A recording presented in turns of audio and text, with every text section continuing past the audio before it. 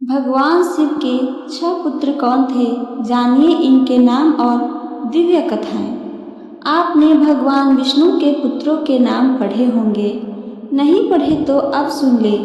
आनंद, करदम, श्रीक और चिकलित। विष्णु ने ब्रह्मा के पुत्र भृगु की पुत्री लक्ष्मी से विवाह किया था।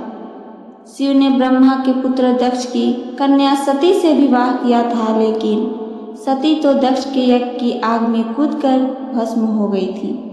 उनका तो कोई पुत्र या पुत्री नहीं थी। तब कैसे जन्मे शिव के पुत्र? सती के आत्मदाह करने के बाद सती ने अपने दूसरे जन्म में पर्वतराज हिमालय के यहाँ उमा के रूप में जन्म लिया। यह उमा ही बाद में पार्वती के नाम से विख्यात हुई। सती या उमा ही माँ दुर्गा के रूप हैं। शिव और पार्वती के मिलन के बाद शिव जी का गृहस्थ जीवन शुरू हुआ और उनके जीवन में अनेक प्रकार की घटनाओं की शुरुआत हुई। पार्वती के साथ रहते हुए शिव जी के कई पुत्र हुए। उनमें से ही प्रमुख 6 पुत्रों के बारे में दिलचस्प जानकारी और उनसे जुड़ी कथाएं लेकर आई हूँ। आइए आगे सुनते हैं। शिव जी का पहला पुत्र गणेश। भगवान शिव की पहली पत्नी सती थी, जो आग में जलकर भस्म हो गई थी। उन्हीं सती ने जब दूसरा जन्म पार्वती के रूप में लिया, तब उन्होंने भगवान शिव को प्राप्त करने के लिए तपस्या की। शिव जी ने प्रसन्न होकर उनकी मनोकामना पूर्ण की और उनसे विवाह किया। पुराणों में गणेश जी की उत्पत्ति की विरोधाभासी कथाएं मिलती है। भाद्रपद शुक्ल पक्ष चतुर्थी को मध्याह्न के समय गणेश जी का जन्म हुआ था। पहली कथा। एक कथा के अनुसार शनि की दृष्टि पड़ने से शिशु गणेश का सिर जलकर भस्म हो गया। इस पर दुखी पार्वती से ब्रह्मा ने कहा, जिसका सिर सर्वप्रथम मिले उसे गणेश के सिर पर लगा दो। पहला सिर हाथी के बच्चे का ही मिला। इस प्रकार गणेश गजानन बन गए। दूसरी कथा के अनुसार गणेश को द्वार पर बिठाकर पार्वती जी स्नान करने लगी। इतने में शिव आए और पार्वती के भवन में प्रवेश करने लगे। गणेश ने जब उन्हें रोका तो क्रुद्ध शिव ने उनका सिर काट दिया। इन गणेश की उत्पत्ति पार्वती के चंदन के मिश्रण से की थी। जब पार्वती जी ने देखा कि उनके बेटे का सिर काट दिया गया तो वे क्रोधित हो उठी। उनके क्रोध को शांत करने के लिए भगवान शिव ने एक हाथी के बच्चे का सिर गणेश जी के सिर पर लगा दिया और वह जी उठे। शिव जी का दूसरा पुत्र कार्तिकेय। शिव के दूसरे पुत्र कार्तिकेय को सुब्रमण्यम, मुरुगन और स्कंद भी कहा जाता है।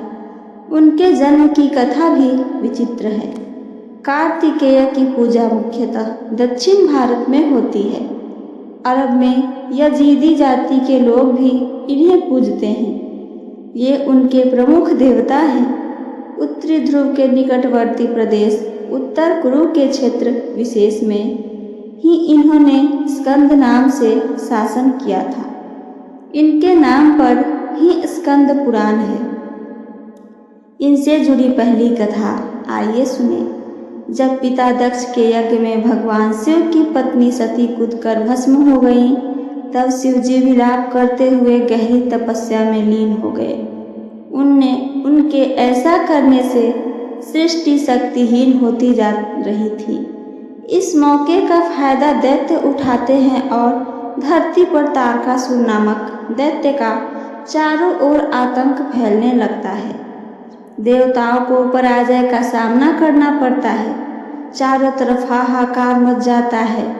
तब सभी देवता ब्रह्मा जी से प्रार्थना करते हैं। तब ब्रह्मा जी कहते हैं कि तारक का अंत शिव पुत्र ही करेगा। इंद्र और अन्य देव भगवान शिव के पास जाते हैं।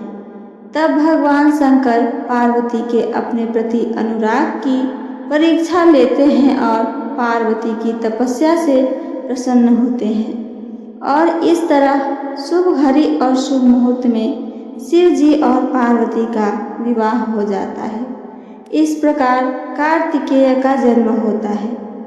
कार्तिकेय तारकासुर का वध करके देवों को उनका स्थान प्रदान करते हैं।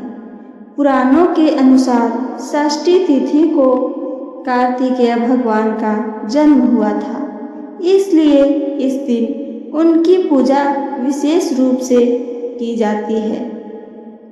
दूसरी कथा। लेकिन इस दूसरी कथा के अनुसार कार्तिकेय का जन्म 6 अप्सराओं के 6 अलग अलग गर्भों से हुआ था और फिर वे 6 अलग अलग शरीर में ही मिल गए थे। शिव जी का तीसरा पुत्र सुकेश। शिव का एक तीसरा पुत्र था जिसका नाम था सुकेश। राक्षसों और प्रतिनिधित्व दोनों लोगों को सौंपा गया। हेती और प्रहेती ये दोनों भाई थे। ये दोनों भी दैत्यों के प्रतिनिधि मधु और कैटभ के समान ही बलशाली और पराक्रमी थे। प्रहेती धर्मात्मा था तो हेती को राजपाट और राजनीति में ज़्यादा रुचि था। राक्षस राज हेती ने अपने साम्राज्य विस्तार हेतु काल की पुत्री भया से विवाह किया। भया से उसके विद्युतकेश नामक एक पुत्र का जन्म हुआ। विद्युतकेश का विवाह संध्या की पुत्री शालक्टंकटा से हुआ। माना जाता है शालक्टंकटा व्यभिचारिणी थी। इस कारण जब उसका पुत्र जन्मा तो उसे लावारिस छोड़ दिया गया। विद्युतकेश ने भी उस पुत्र की यह जानकारी कोई परवाह नहीं की कि यह न मालूम किसका पुत्र है। पुराणों के अनुसार भगवान शिव और माँ पार्वती उस अनाथ बालक पर नजर पड़ी और उन्होंने उसको सुरक्षा प्रदान की। इसका नाम उन्होंने सुकेश रखा। सुकेश ने गंधर्व कन्या देववती से विवाह किया।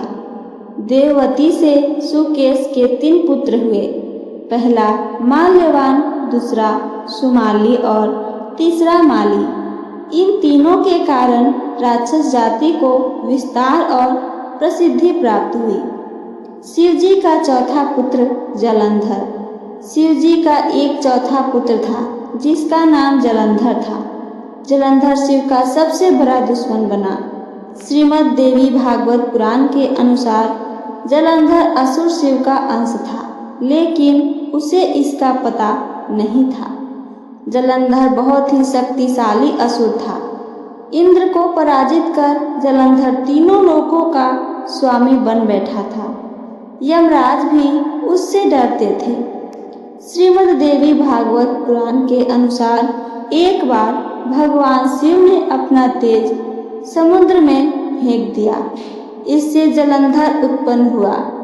माना जाता है कि जलंधर में अपार शक्ति थी और उसकी शक्ति का कारण थी उसकी पत्नी वृंदा। वृंदा के पतिव्रत धर्म के कारण सभी देवी देवता मिलकर भी जलंधर को पराजित नहीं कर पा रहे थे। जलंधर को इससे अपने शक्तिशाली होने का अभिमान हो गया और वह वृंदा के पतिव्रत धर्म की अवहेलना करके देवताओं के विरुद्ध कार्य कर उनकी स्त्रियों को सताने लगा। जलंधर को मालूम था कि ब्रह्मांड में सबसे शक्तिशाली कोई है तो वे हैं देवों के देव महादेव। जलंधर ने खुद को सर्वशक्तिमान रूप में स्थापित करने के लिए क्रमशः पहले इंद्र को परास्त किया और तिलोधिपति बन गया। इसके बाद उसने विष्णु लोक पर आक्रमण किया। जलंधर ने विष्णु को परास्त कर देवी लक्ष्मी को विष्णु से छीन लेने की योजना बनाई। इसके चलते उसने वैकुंठ पर आक्रमण कर दिया। लेकिन देवी लक्ष्मी ने जलंधर से कहा कि हम दोनों ही जल से उत्पन्न हुए हैं, इसलिए हम भाई बहन हैं। देवी लक्ष्मी की बातों से जलंधर प्रभावित हुआ और लक्ष्मी को बहन मानकर वैकुंठ में चला गया। इसके बाद उसने कैलाश पर आक्रमण करने की योजना बनाई और अपने सभी असुरों को इकट्ठा किया और कैलाश जाकर देवी पार्वती को पत्नी बनाने के लिए प्रयास करने लगा।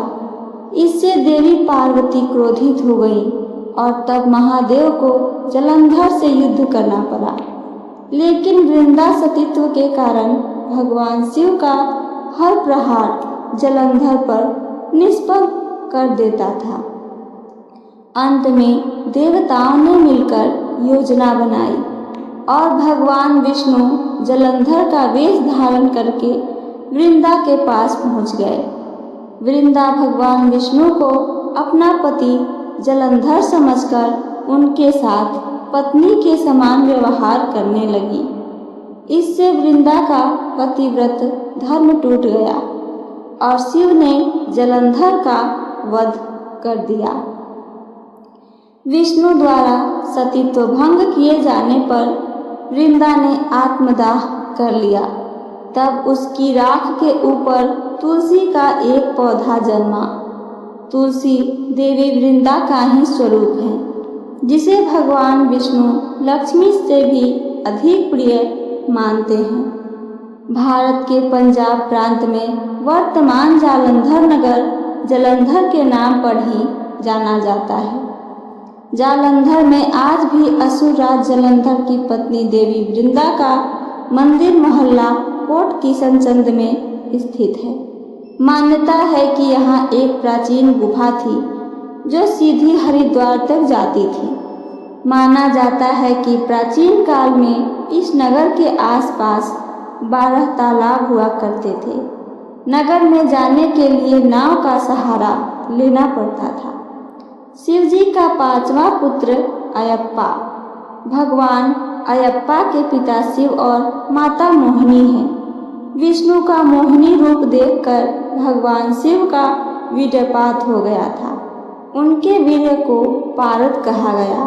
उनके वीर्य से ही बाद में सस्तव नामक पुत्र का जन्म हुआ था, जिन्हें दक्षिण भारत में अयप्पा कहा गया।